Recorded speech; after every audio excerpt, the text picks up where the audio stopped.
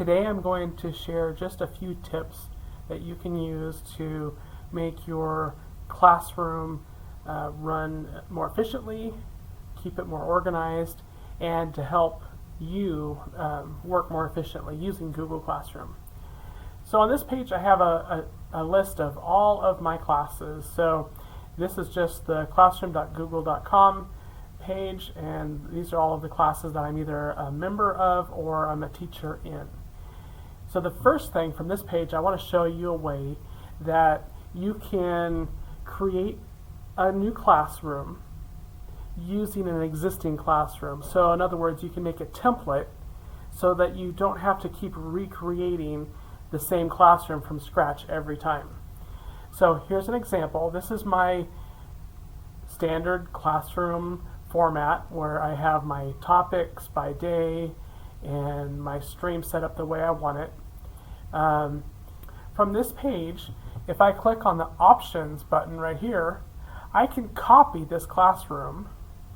I can give it a new name. So if it's a new year, I can change it to the new school year. I can keep everything else the same, and I can just make a copy.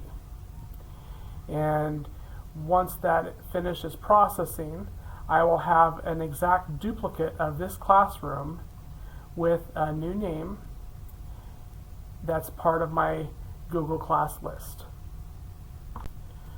Once it finishes processing, you'll have a copy of the classroom.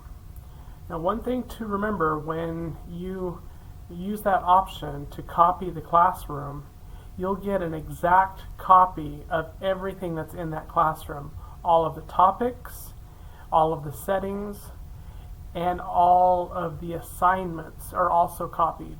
So you usually don't want to copy a class that's full of assignments because it could take hours to copy. When it's finished, you will get an email saying that your copy has been completed. But what I recommend is make a classroom like a sample or a template, set up the way you want it. So like in my case, I've got a sample week class, I've got a sample subject class, and I have a sample daily class.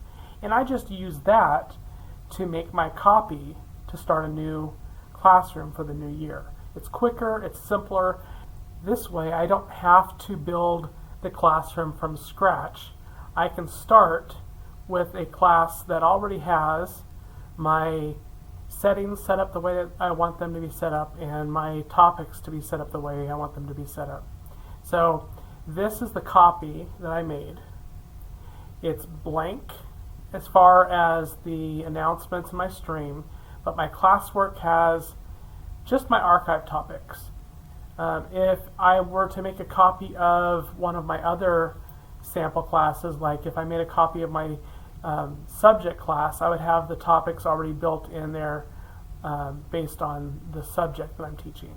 So just remember, it's nice to have a template saved there that you can then just make a copy of for your next quarter, your next semester, or your next year, and then you have the classroom there and you can just invite your students to the new class. It saves a lot of time, especially at the beginning.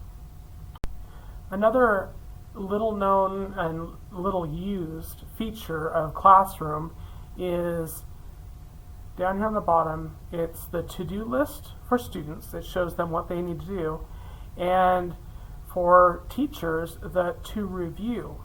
So if I click on to review, it brings me to this page that once it loads, and it could take a minute to load if you have a big class with a lot of assignments, but once it loads, it will show you a list of your assignments for a class that you need to review.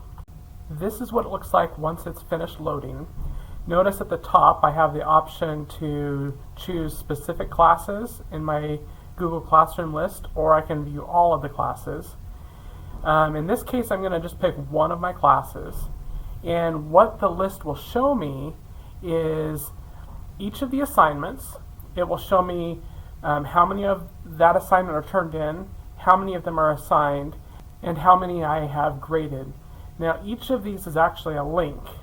So I could click on this to open the assignment, and I can grade from here. So this is a quick way for me to see what assignments do I have graded and which ones do I still need to grade. So in this case, I have one that's turned in that hasn't been graded yet. So I can click on it and I can see that I need to grade this student's assignment. So I can enter the grade right here. And again, on this list, it shows me at the top work that has no due date, work that's in progress, so it just gives me a number. And once I'm done with one of these assignments, I can click it, mark as reviewed. Once I click it as mark as reviewed, it shows up on this list here, the reviewed list. So I can still go back and see it. But this is a quick way just to kind of help keep me organized. And finally, I want to show you this tool right here. Well, first of all, remember you can see the to do and to review list here. But the third thing I want to show you is the calendar. And you can access that in two places also. It's accessible here or here.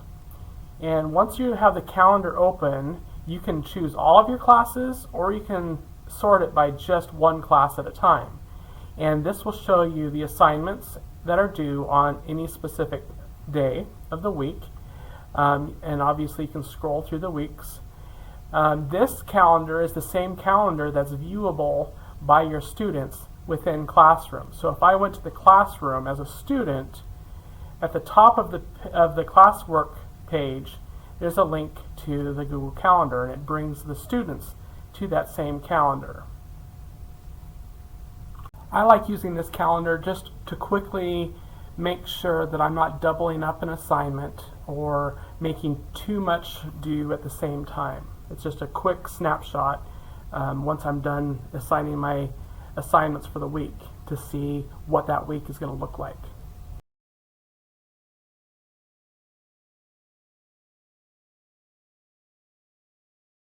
I hope this has been useful information. As always, feel free to send me an email if you have any questions.